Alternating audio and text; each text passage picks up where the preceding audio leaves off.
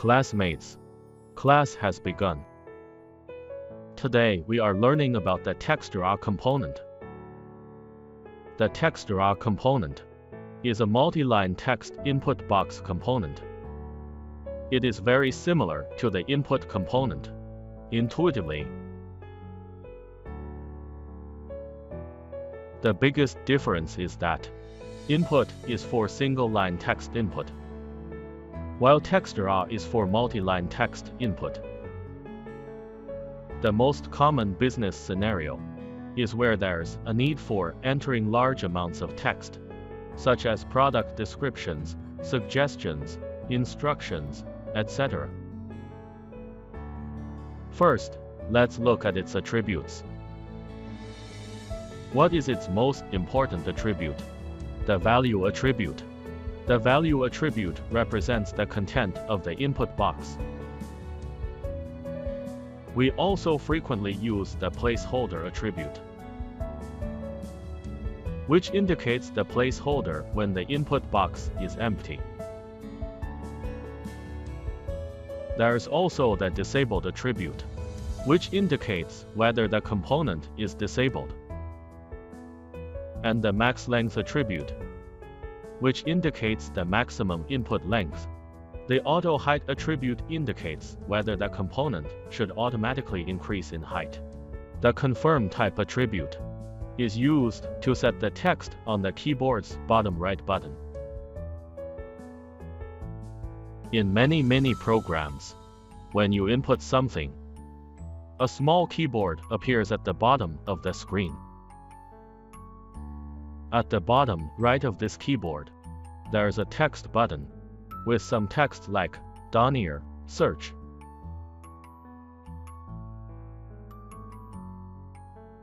The confirm type attribute set to "Done" makes the button display "Done", and search makes it display "Search".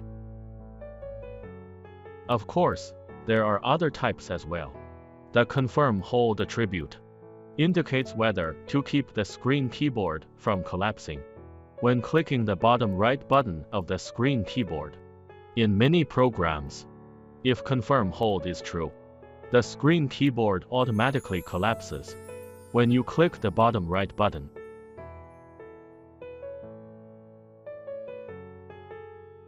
If confirm hold is false,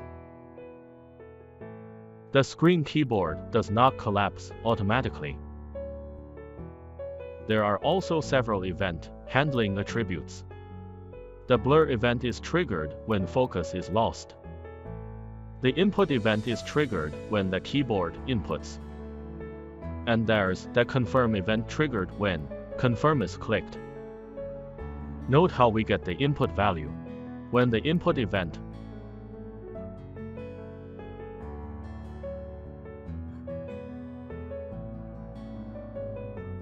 triggers using event detail value to call the value returned by the current triggering event.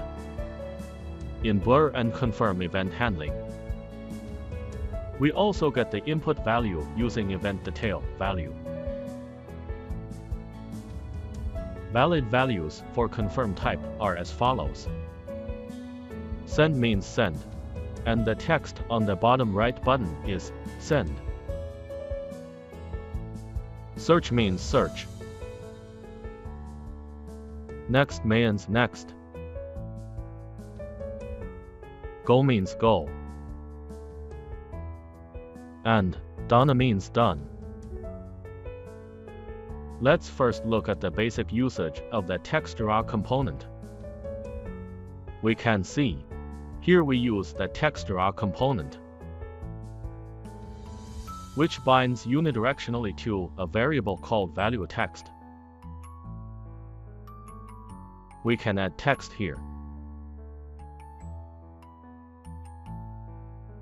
What is the default text?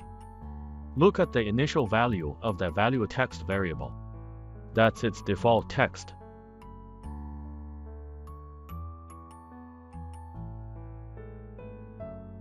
Here is the second textarea component. You see it's also bound to the value text variable. using vModel for two-way binding. You see when the content of this second textarea component changes, the content of the other components also changes accordingly, because it's bidirectionally bound. Modifying the content on the page updates the variable.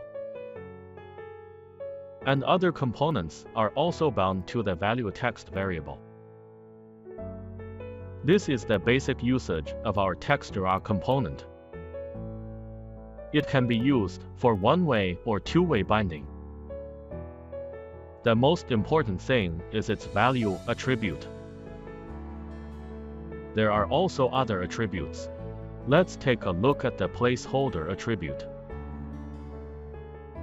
You see, when I haven't input anything, when the input box is empty, the content displayed in the input box on the page is.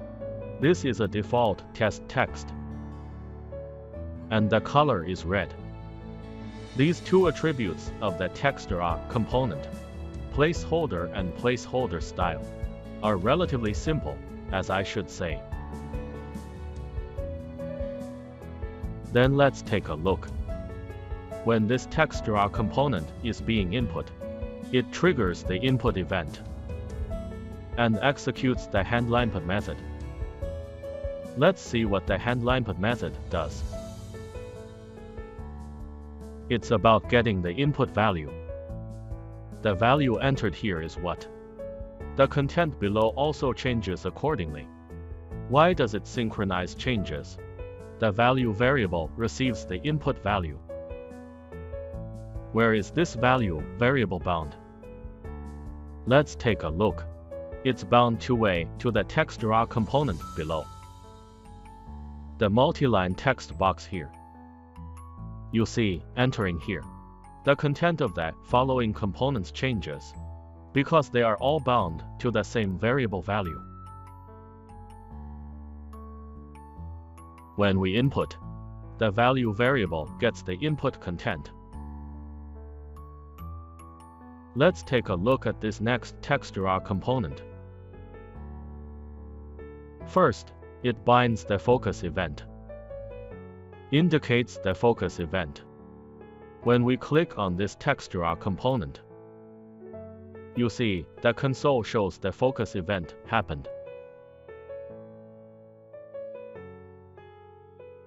HandleFocus method handles the focus event. What does blur mean? It represents the blur event. When we click on the textarea component, focus on it, we input some content, and then click elsewhere. What event does the textarea component trigger? Lose focus. When the blur event occurs, what do we generally do?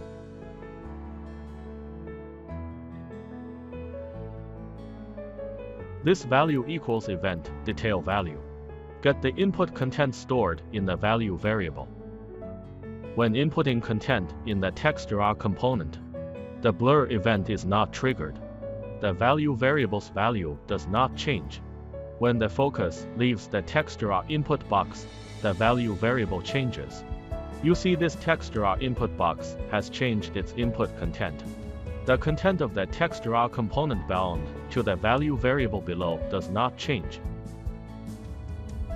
But when the textarea input box above loses focus, the content of the textarea input box below changes accordingly. What is the difference between the blur event and our input event? This textarea component binds the input event. You see, whenever the content of this textarea input box changes, the content of the several components bound to the value variable below changes accordingly. But this textarea input box is different, because it binds the blur event. The content of the input box below does not change in real time with the content of this input box. But once this input box loses focus, the content of the input box below changes accordingly. This is the difference between the input event and the blur event. Generally speaking, the blur event is more commonly used. It means to get the input value only when leaving, while the input event means whenever you modify the input box content, the input event will be triggered. Immediately get the current input value. The content of the input box below will change accordingly. And how does this input box control the change of other components' content? You see, when entering content in this input box, other components do not change. Only when the focus leaves this input box will the value variable be modified, triggering changes in other components' content. These are the events. Hope everyone can pay attention. There's also a disabled attribute, which indicates whether the textarea input box content is editable. Currently, the disabled attribute value is false, indicating it is editable. You see, this textarea input box content is editable. It's bidirectionally bound to the value variable. So as long as the content of this input box changes, the content below also changes accordingly. If we click the Edit Table button now, it will execute the statement after a click. Disabled equals disabled negated, indicating that disabled variable takes its opposite value. The initial value of the disabled variable is false. After clicking this button, the disabled variable becomes true. At this point, the textarea input box cannot be edited. Click the Edit Table button again. What will happen to the input box? The disabled variable will change back to false, and the textarea component corresponding to this input box will become editable again. Click the Edit Table button again. The input box will become uneditable again. That's the disabled attribute. There's also the max length attribute, which indicates the maximum input length.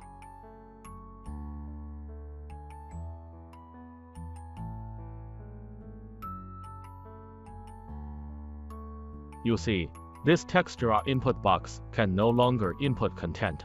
Why? Because the max length attribute value is 50. There are already 50 characters entered here. It has reached the upper limit of input length. That's the max length attribute.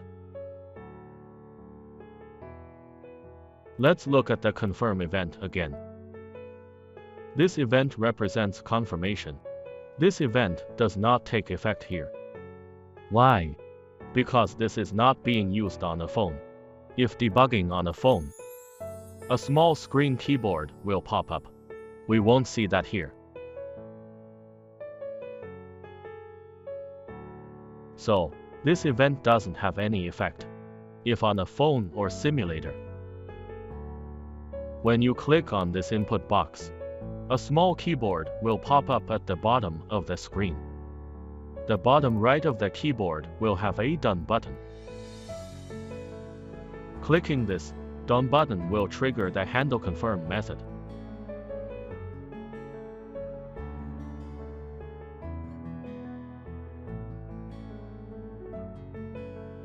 This lesson mainly introduced in Uni-app the main attributes of the built-in component textarea. The most important attribute in the textarea component is value. From a business scenario perspective, the responsibilities handled by the textarea component mostly involve large amounts of information entry functionality. Its function overlaps with the input component, but the input component is mainly used for inputting small amounts of single-line text, while the textarea component mainly corresponds to inputting content for multiple lines of text. This lesson ends here. Thank you all.